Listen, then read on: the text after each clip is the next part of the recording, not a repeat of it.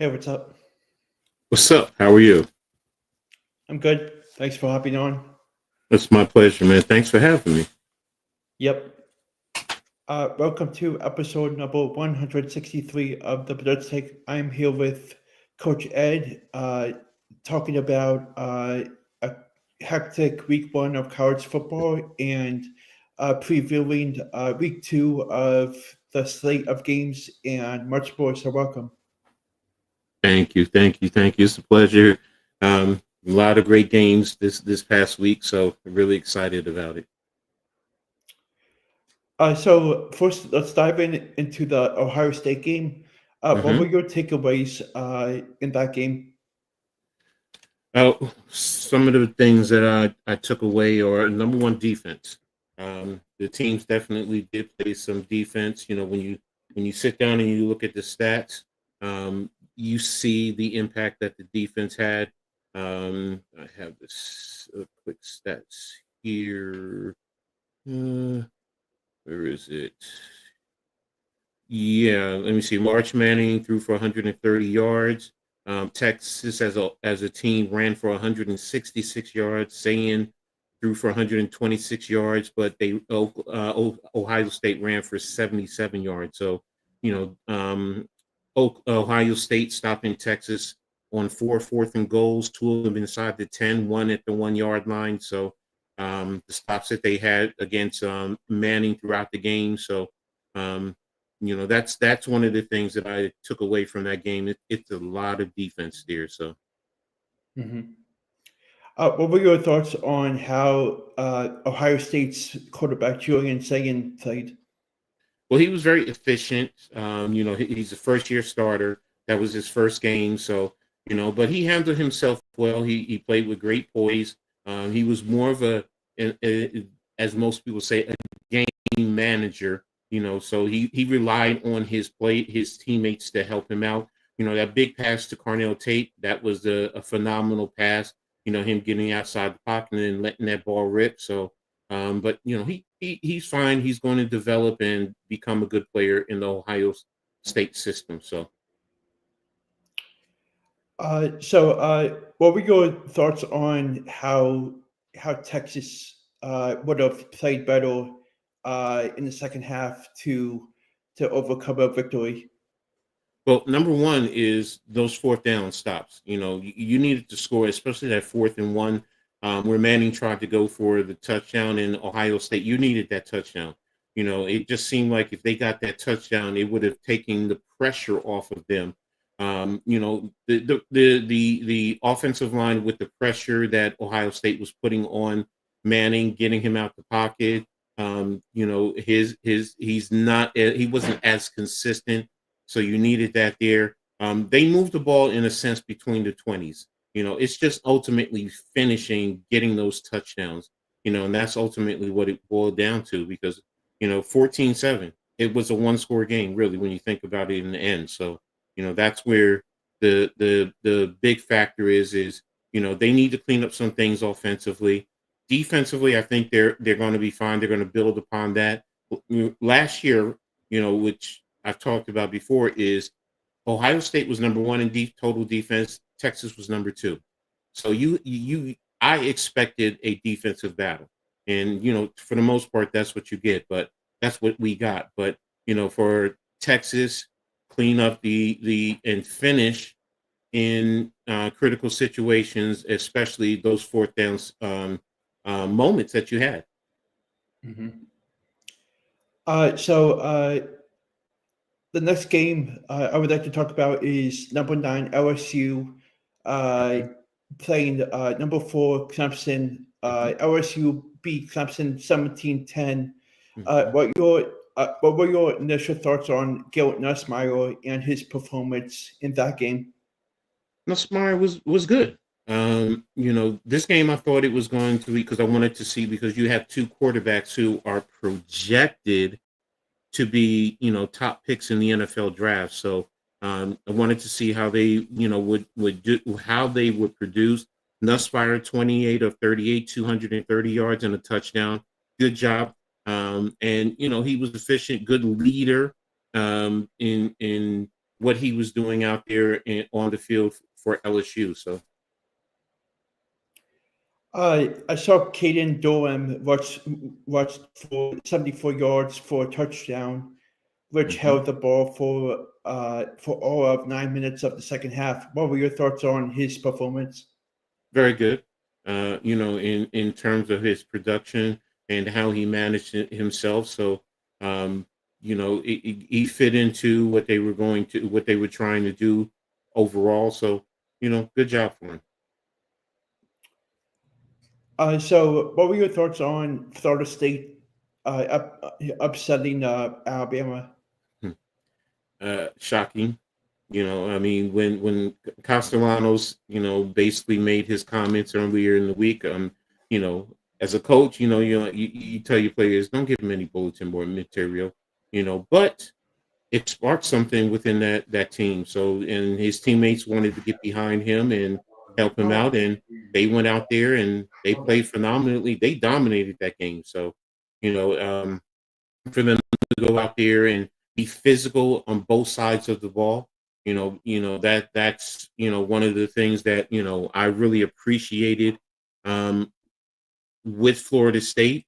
Them going out there. I mean, they rushed for 230 yards, on the ground.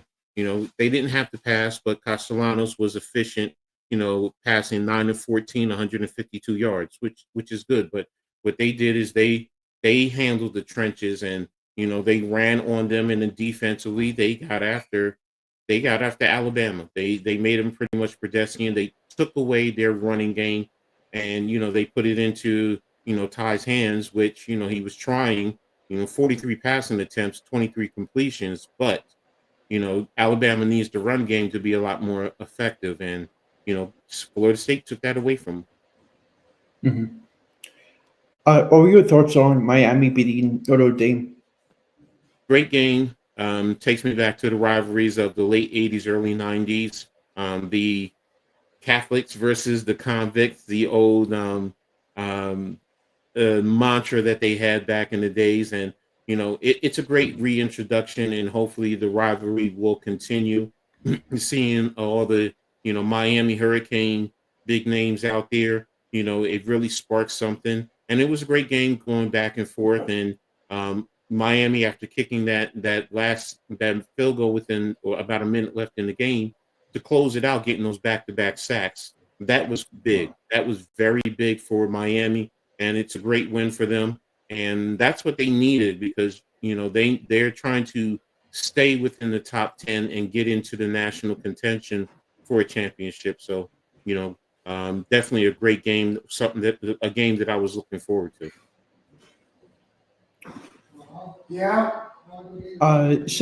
What were your thoughts?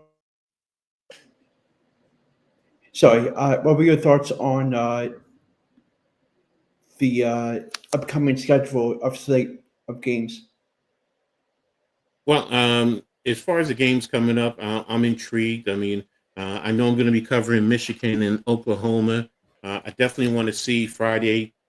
Just a little intrigue for me, Louisville and JMU. JMU, I have predicted to be battling for the Sun Belt Championship, and Louisville, I think, is one of the top teams in the ACC. Can JMU, can they really handle the level of competition, which I do think they can? So I want to definitely see that. As a Scarlet Knight fan, I'm going to, definitely check in on Rutgers and Miami of Ohio. Iowa and Iowa State. That is a state rivalry. That is something that continues to go on every year. And they always battle it out back and forth. So I think the championship is the Cy Hawk Trophy. So I always like to tap in and see how that game goes. Baylor and SMU, you know, um, Baylor, and in the Big 12, SMU now in the ACC. SMU is played for in the playoffs last year. So can Baylor step their game up? Bragging rights for Texas in a sense. So that's also recruiting. So that's always interesting. Kansas, Missouri, border states that border each other. So that's always a war. When you sit down and you look at those games. So those are some of the ones that I said I'm really interested in seeing how what the results will be. What are your thoughts on the Oklahoma State game against Oregon? Oklahoma State didn't do well last year. They finished last in the Big 12. So, and the Big 12 is, and now the Big 12 can be a conference where someone on the bottom can end up winning the conference. So Oklahoma State, I really need to see more. As far as this game, you're playing against a nationally ranked team. I'm going to be brutally honest. If you told me Oregon wins by 2 touchdowns or more, and I'm not going to be surprised. Oklahoma State, they really just have to show me something. Has Gundy started to descend with that program, or was last year just a little downtick, and he's going to get the program back up to where they need to be? So, but it's a concern for me with Oregon, them going up against Oregon. My last one is Michigan at Oklahoma. This is going to be a big game for Michigan, especially being in Oklahoma. What are your thoughts on this game? Well, yeah, like you said, it's a big game. You have a freshman quarterback now going on the road, so how is he going to handle that environment? Oklahoma being in the SEC, they're trying to push to be considered one of the top teams in the SEC, and along with in the country, 2 nationally ranked programs. So, plus, you have, I believe, their Michigan's head coach is serving his second game to be suspended, if I'm not mistaken. So it's a lot of intrigue, and how will the Wolverines handle being down in Norman, Oklahoma? And is Oklahoma truly a team on the truly a team ascending to be back in the national spotlight, or are they just going to be that mid-tier team in the SEC and fighting for a marginal bowl in a sense? Mm-hmm. Please tell the viewers of what stream you'll be doing this weekend and where they can find you at. Well, I'll be with Mitch Kofsky. We're going to be streaming the Michigan and Oklahoma game on Saturday, so you can definitely tap in there. You can find me on Twitter, X. It's Skies Papa, SKYSPOPPA 72.